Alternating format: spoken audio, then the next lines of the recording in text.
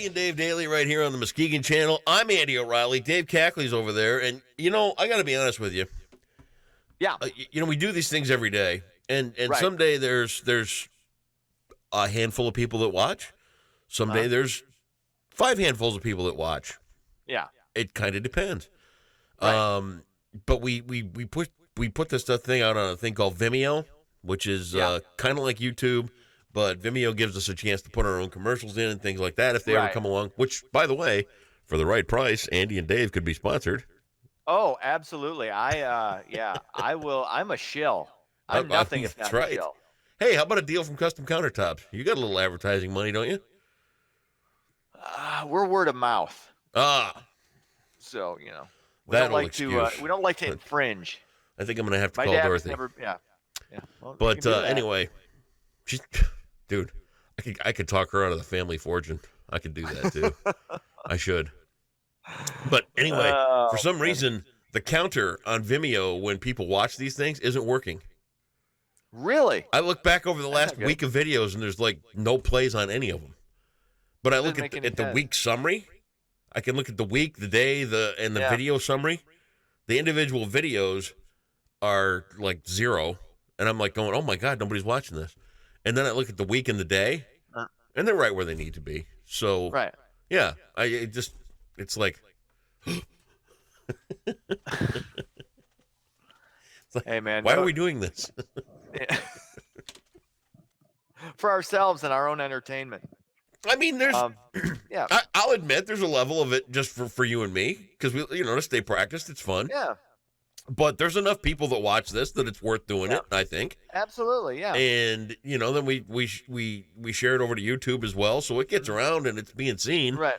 But when you look down at that counter after a week and there's a problem with the site that you house these things on, it's kind of like, oh my God. I don't know. It's way. You're getting way over my head with the technical stuff. We're talking technical stuff, and that's hard. I give you the meat. I just give you the meat. I guess that's why I got my sleeves rolled up. I'm the everyman. Are you ready to roll? Right, so you're ready to roll? Yes, I am. Absolutely. I'm going to bob and weave while you go through the news. Okay. You ready? All right, let's do it. House panel is set to hold a hearing today on reparations. Democratic presidential candidates have voiced their support for compensating the descendants of slaves. Republican leaders say we've dealt with the issue of slavery by fighting a civil war, passing landmark civil rights legislation, and electing a black president. Of course, today is Juneteenth.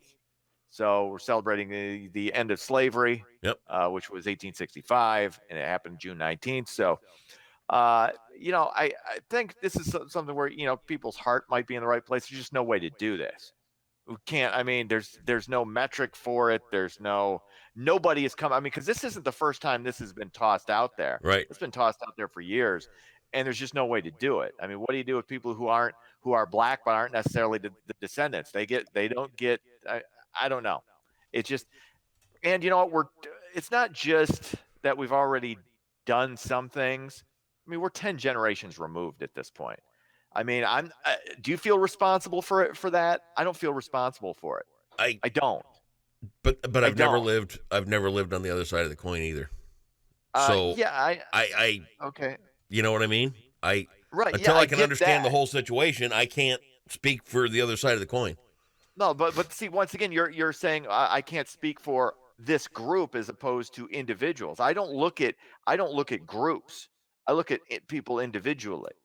And, how I treat people, regardless of race or, ethnicity, any of that stuff. So, I'm not, like I said, there's really no way to do this. It's one of those things you can even say you're for. It's never going to happen because there's no way to do it. Well, how about this side of the coin then? How about we go back and revisit the way that we kicked the Native Americans off all their land? Oh, we already solved that with the casinos. I know you're kind of going for the punchy, thing, a little bit there, really. And I get it, but kind of not. But you know what I mean? It's kind of like, you know what? That's really not a good thing. Do you know if you have what is it? Any trace of Native American blood in you, you go to college for free. I think, or maybe it's like 1%. Yeah. because I had a buddy of mine who I think could have gone to college for free. Didn't have any interest in going to college, but he could have gone to college for free because he had a certain percentage of Native American blood. Now, there's no way to I mean, you're going back obviously a lot further when you're talking Native Americans. So that's. Well, you could say I'm going back further, but then again, you could argue it all the way up into the 1800s when they were still I know pushing them off onto reservations and stuff, man. I mean, you and I there's been some bad things that have happened over the course of absolutely. Did you do any of them? No, I didn't. No, okay. But I'm just saying that until you can understand both sides of the coin, right? So you're talking. Okay, look. What I'm saying is, I don't have the answer. Oh yeah, exactly. That's the problem. Is nobody has the answer to this. There's no metric to repaying that. Just try and treat people nice. That's all you can do. That's all I can do. You're not going to eliminate racism. You're not going to eliminate any of this stuff. Yep. Because individuals are going to be dicks and racist. I mean, there's a certain element of that's always going to exist. Mm-hmm. Unfortunately, just make good decisions with your life. Whether you're Indian, Native American, Black, white, I mean, you and I both awash in white privilege, so obviously we get everything for free. That's why, we're the upper 1% of 1%. So, I know I'm riding high. I love it. Anyway, moving on. More Americans than ever are volunteering. Statistics released by the Corporation for National and Community Service show that over 77 million Americans volunteered 6.9 billion hours in 2017. That's worth an estimated $167 billion, 2017, the most current available numbers. Currently, 1/3 of Americans volunteer at least once a year. I know I do it a couple of times. It's great. You and I both work with great organizations. No More Sidelines. Yep. I do a thing with Bras for a Cause for breast cancer. Yep. With Lauren Stanton. That's amazing. So yeah, I mean, it helps you. It does more for you really than it even does for the people you're helping. It really does. It gives. I like to volunteer for things that. Here's my volunteer thing. Okay. A, it's got to mean something to me, first and foremost. B, it generally has to be a small enough organization that they need the help. You know what I mean? Okay. Now, there are organizations out there that rely on volunteers that people gravitate to, and that's fine. But you and I are also in the position where we can get volunteered to death. Do you know what I mean? Yeah. Can you volunteer for this? Can you volunteer for that? And there gets, and I almost hate to say this because it sounds bad, but when you take a small little organization that really, really is grassroots, I'll bend over backwards to volunteer to help. I will. But when you get something that's huge and is gigantic and there's all kinds of money going through it and all this other kind of stuff, I'm going to be a little less gung-ho to volunteer to be a part of that when they're you know what I mean? You feel like they're already being helped. Well, not necessarily that. You feel like you got enough people working on whatever that charitable organization is. Not necessarily even that. Okay. And I'm missing something. I can't think of an instance. It's okay. We're just talking about volunteering and it's a positive thing and how you look at it versus how other people may look at it. I will volunteer for a small grassroots organization. Mission for area people here in town. Okay. You know what? It's in the basement of a church. That's their outreach. Okay. Right. Yeah. Okay. I'll help.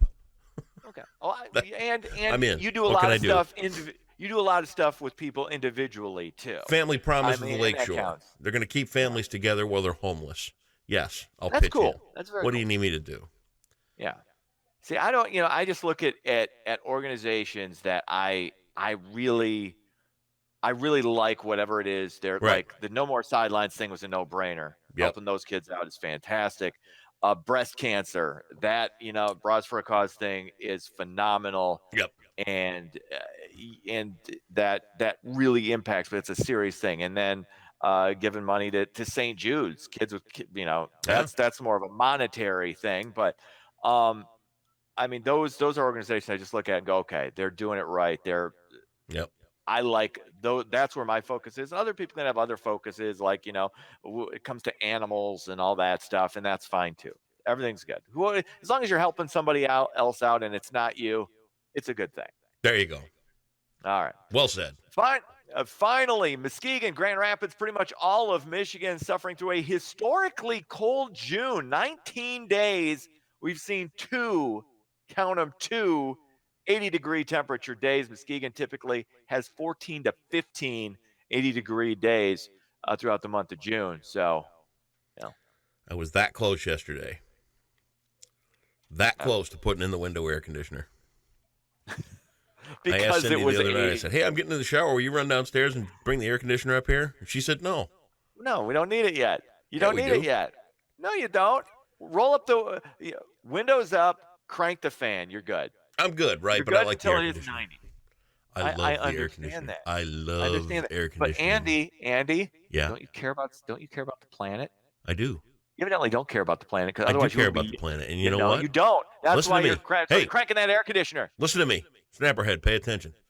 Go ahead. When I air condition, the planet's better for it because I remove humidity. I read it on the internet. It's true. And I don't care. So it's got to be true. That's Absolutely. Right. All right. Now, so much for the earth being on fire. Anyway, sports. Well, the humidity's adding to it. Cubs win. Cubs lose. Oh. I got ahead of myself. I thought. Oh, hey, hang on. Here's the thing. Hang on. Here it comes. The White Sox, interleague play. White Sox beat the Cubbies 3-1. Tigers riding the crest of a one-game winning streak. They're on fire. They beat the Pirates 5-4. And by the way, can I just say that I hate the National League? I can't stand the National League. Hate it. I don't understand why. Why I don't like it. I mean, adopt the Cubs. Just adopt them. I don't want to. I don't like the Cubs. I don't like the Pirates. I don't like the National League. The players look shifty. They're skinny. They're pitchers actually looking. have to hit. Huh? The pitchers aren't all one-dimensional. They actually have to hit. No, I don't like. No, I don't why like would the you have National that? League. Yeah. Down with the National League. What's wrong with you? I don't get your hatred. Well, I'm enough with people. All right. See you later. All right. Take it easy. Bye.